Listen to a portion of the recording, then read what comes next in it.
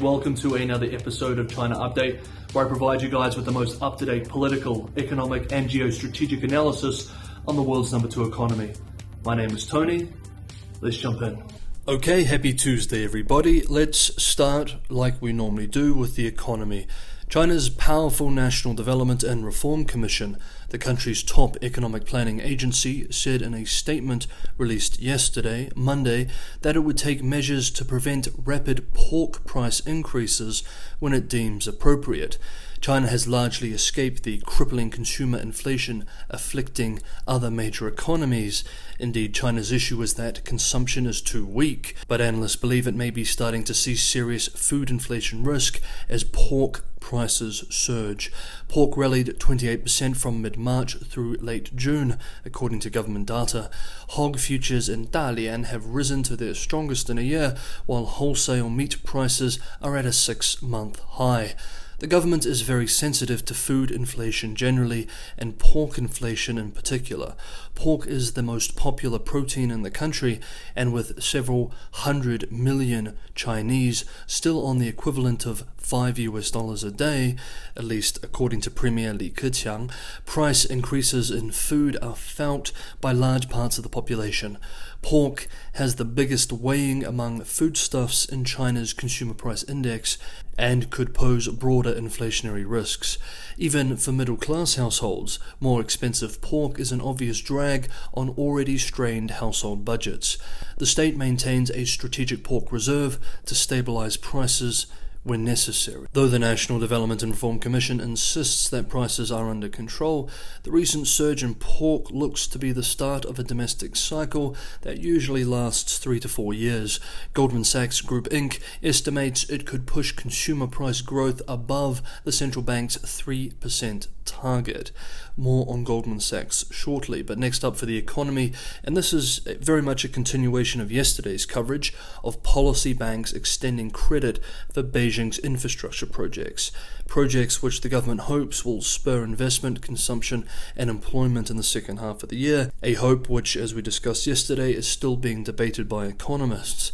We remember that the State Council announced another 300 billion RMB in fundraising for infrastructure last Thursday. This is in addition to an 800 billion yuan increase in the lending quota of national policy banks to support infrastructure investment, announced on the 1st of June. Chinese financial outlet Caixin reports that the China Development Bank, CDB, China's largest policy lender by assets, will fund the majority of Beijing's latest 300 billion RMB, $45 billion infrastructure stimulus. The CDB and the Agricultural Development Bank of China, the second largest policy lender, will raise 110 billion RMB and 90 billion RMB respectively. Quote, China's policymakers now have few options other than infrastructure investment to boost domestic demand in order to hit the country's annual growth target of around 5.5%, as tough measures to achieve zero COVID have weakened consumption and slowed exports. As downward pressure on the economy intensifies, the government has enlisted its policy banks into an all-out infrastructure investment campaign that it hopes will buoy growth in the last 6 months of the year. End quote. One last thing for the economy before we move on. Goldman Sachs Group Inc. has won approval from the China Banking and Insurance Regulatory Commission to start operating its wealth management joint venture, Goldman Sachs ICBC Wealth Management Co. Limited, in China, with Goldman Sachs Asset Management LP holding a 51% stake. Over the weekend, the U.S. investment bank said that this new wealth management firm will develop and launch a series of wealth management products for the Chinese market, including, quote, cross-border products and those based on quantitative investment strategies, end quote. Goldman Sachs, which in October became the second foreign investment bank to receive approval to take 100% ownership of its securities joint venture in China, is seeking to expand investment banking, global markets, asset management, and wealth management. That is, all 4 of its major businesses into the PRC. It appears that the American bank has decided that the potential gains outweigh the risks in the market. China's asset management industry was put at $20.5 trillion in 2021, according to an April report issued by Boston Consulting Group and China Everbright Bank Co. Limited. According to an October research report by Morgan Stanley, more than $16 trillion of wealth could flow into China's wealth management market in the coming years. However, as most Chinese wealth, for households at least, is tied up in real estate, this assumes a full recovery in the property market, a significant assumption. Okay, next up, Xi Jinping's Global Development Initiative. But first, guys, if you enjoyed the video, don't forget to hit the like button. It's a huge help. And for anybody who wants to go the extra mile and help keep China Update sustainable, Patreon and Buy Me a Coffee if you want to give a one-off tip. Links are in the description below.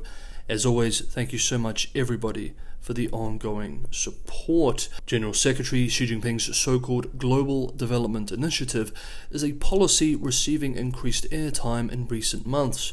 In almost every international event which Xi has spoken at, the initiative has been brought up.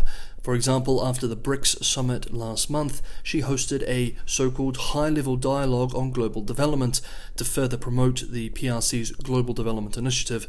BRICS leaders and leaders of 13 other countries attended, including leaders from Argentina, Indonesia, Iran, Malaysia and Thailand. The high-level dialogue on global development gives us more clues as to what this new GDI actually is and how we should be thinking about it. In his speech, the General Secretary made several telling points.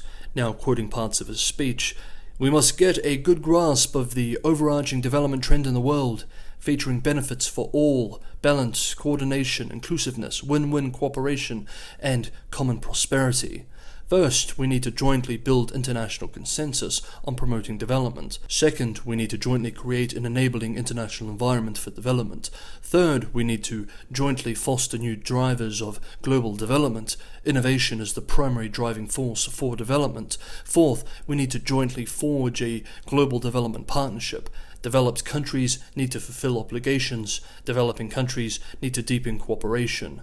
Now, during his speech, Xi also went on to commit to 32 measures, quote, "in collaboration with partners to support global development," end quote, including launching an international NGOs network for poverty reduction cooperation, training programs for Pacific Island countries on food production, establishing an international vaccines research development and innovation alliance, issuing a global development report, and establishing a global knowledge network for development and holding a global development forum.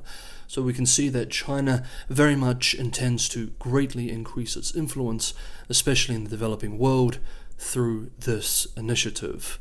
And last up, let's finish today's video with a quick update on the outbreaks, the new outbreaks we have been seeing across the country, outbreaks which, if not brought under control soon, that is in the next few days, could result in new rounds of massive citywide lockdowns. East China's Anhui province reported 231 COVID new cases for Monday. Authorities will be working overtime to bring the new outbreak under control as the region sits just to the west of the critically important Yangtze River Delta region, a region still hurting very much from the 2-month Shanghai lockdown. The eastern province has now recorded more than 1,000 infections since late last week. 2 counties and a few million people have been locked down. Nearby, Jiangsu province, even closer to Shanghai, is fighting an outbreak too, with hundreds of official cases. Yesterday, Monday, Shanghai itself reported 8 official new cases, though this dropped to 3 today. And on Sunday, the city's Municipal Health Commission Vice Director warned that the risk of a rebound in COVID cases was very real, an awkward admission considering that just 1 week before, Shanghai's party secretary declared victory over the virus. Okay, that is today's episode. As always, thank you so much everybody for listening. I'll see you tomorrow.